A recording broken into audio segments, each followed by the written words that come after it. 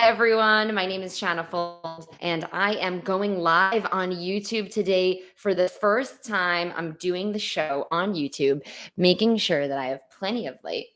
Um, David, do you think you can bring the light down a little bit more on me?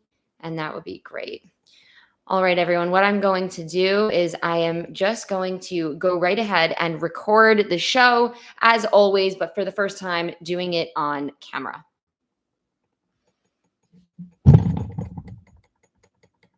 Welcome to the Israel Daily News Podcast. I'm your host, Shanna Fold, and I'm here to get you caught up quickly. I've got some top news stories for you today from Israel, and guess what? You're listening, so you're already on top of your game. Survive and thrive, people. Knowledge is the best weapon. Today is Tuesday, November 22nd, 2022 in the Gregorian calendar, and the 28th of Cheshvan, 5783 in the Hebrew calendar. Today, we are live streaming the whole show for the first time on YouTube. You can see how the show is done and experience me on camera. Today, we're also releasing a first ever Spanish news version of the podcast with my colleague, David Rosenthal. Send it to your Latin friends so that they can get the news in Spanish as well. Now, let's get to the news.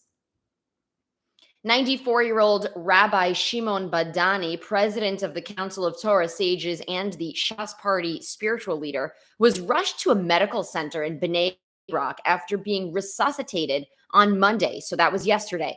Aryeh Deri, the Shas Party chairman, left coalition negotiation talks early to go to the hospital to be with him. According to reports, Netanyahu has offered Deri transportation and interior minister positions in government, as well as deputy prime minister, if he will stop demanding the finance minister role. Deri hasn't replied to that offer yet. Rabbi Badani is still recovering. We'll be back on this story when we have more details. With that, we have some updates for the government. The Times of Israel is suggesting Amir Ohana will likely be the country's next foreign minister. He previously served as Minister of Justice and Public Security. It was previously thought the role would go to former Ambassador to the United States, Ron Dermer. The United States of America even asked him to be given a senior role in government after expressing outward disappointment over some of the other suggested individuals who were tapped for the senior roles in the government. Channel 12 is also reporting that member of Knesset Miri Regev will lead the education ministry, with Yoav Kish or Ophir Akunis getting the role of Knesset speaker. We'll have more updates for you when all of these positions are finalized. Attorney General Gali Baharav Miara is reportedly requesting a restraining order on behalf of Deputy State Attorney Liat Ben-Ari. Miara is calling on a specific Likud activist who's been harassing the woman and her son online. The harassment was over the expected results from incoming Prime Minister Benjamin Netanyahu's ongoing corruption trial. The demand is to Orly Lev, the person who is posting, to remove all the previous content she wrote about him online. Miara said it's clear that these threats are meant to exhaust the deputy state attorney and, quote, discourage them from fulfilling their public duties. Dozens of right-wing activists attended a demonstration in Haifa on Sunday and began protesting a Palestinian cultural event called Limits on Palestinian Culture. The event was hosted by the city's Beit HaGeffen Jewish Arab Cultural Center. The event was a part of the Haifa Story Festival at the Museum of Japanese Art. The demonstrators stood outside of the museum where the event took place, holding Israeli flags and banners that represented Itamar Ben-Gvir's far-right Otzma Yehudit party.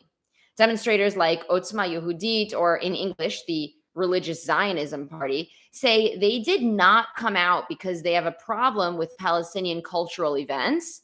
Member of Knesset Zvika Fogel says, quote, "The problem is with the guest of honor and the moderator. He went on to say his party does not have anything against all Arabs, but that he's against anyone who maliciously, clearly, and actively harm the state of Israel. The guest of honor in reference is Lubna Zouabi, who was the former Arab culture director who resigned some months back. Zouabi reportedly called IDF soldiers Nazis and justifies harm to security forces, Israeli security forces. Channel 11, or Khan News personality Rami Younis, moderated the event. Protesters commented on his track record, which includes posting a cartoon supporting BDS, also known as Boycott, Divestment, Sanctions, following the death of medic Razan A.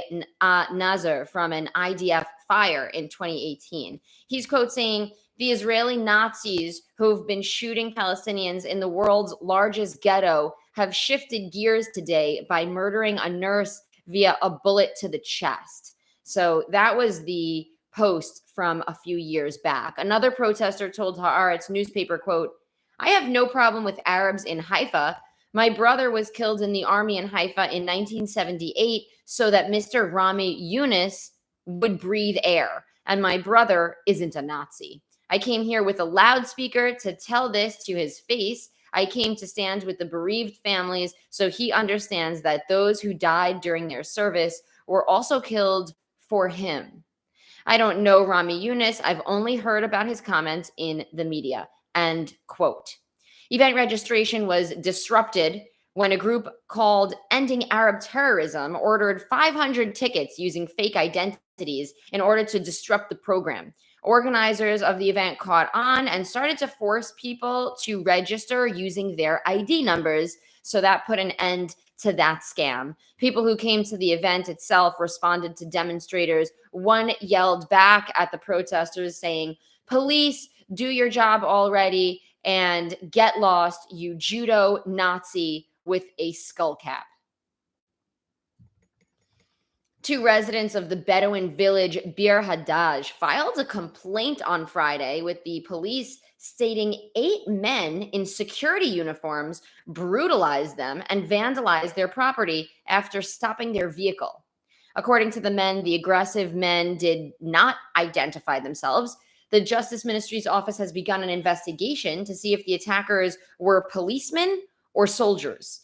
On Friday, the police announced the attackers were soldiers, but the IDF did not confirm it and says no investigation into the matter is underway at the military police department. The victims reported the men in uniform pulled him and his cousin out of the car, put zip ties on their wrists, and made them lie on their bellies. One was threatened physically and verbally into giving over the code to his cell phone. If we have any more on this, we'll get back to you about this disturbing story. If you are getting caught up on your Israel Daily News, we'd like you to send over a monthly contribution at anchor.fm/Israel Daily News. The financial support we get from subscribers helps us maintain our show and helps us continue to grow and try to reach new audiences. Subscribers will get a handwritten thank you note and a little poem that I write myself to let you know how thrilled we are to have your support.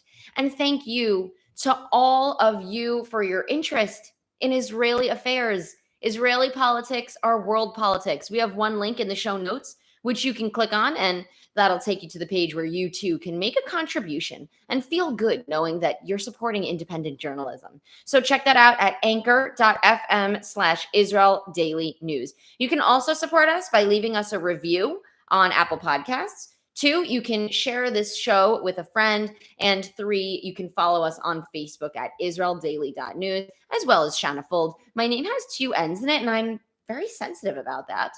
You can also find us on Twitter at Israel Podcast.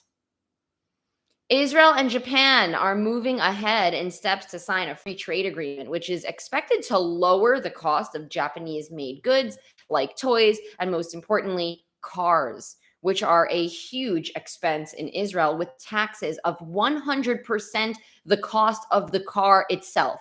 So you pay double. So the deal is happening with outgoing Prime Minister Yair Lapid in Tokyo. It happened this morning, so that's Tuesday. Japan is the 3rd largest economy in the world, And Lapid says that this year, actually, Israel is celebrating 70 years of relations between the countries, both diplomatically and economically. The 3,000th Palestinian patient to receive a heart in Israel is a 5-year-old boy, and it happened on Sunday. Israeli doctors performed an open heart surgery that saved his life. The initiative is the work of an Israeli NGO called Save a Child's Heart. We at the Israel Daily News Podcast are happy that Amir Yichya Mabhuch from Jabalia in Gaza will live with a new heart. He's been suffering from a heart defect since he was 2 months old. Congratulations to the family. All right. Well, that is it for today's show. Today is Tuesday, November 22nd, 2022. Tel Aviv has a low of 16 degrees Celsius and a high of 24 degrees. That's 61 degrees Fahrenheit for the low, going up to 76 degrees for the high. Subscribe to the Israel Daily News Podcast on Spotify or Apple Podcasts or wherever you're hearing it from. We are everywhere. Don't forget to sign up to our Israel Weekly News Wrap. It's a newsletter with the top 5 stories coming out of Israel from throughout the week. I also usually add in a few personal anecdotes so you can get the inside scoop on what's going on in my personal life. And I always mention our professional highlights from the Israel Daily News Podcast.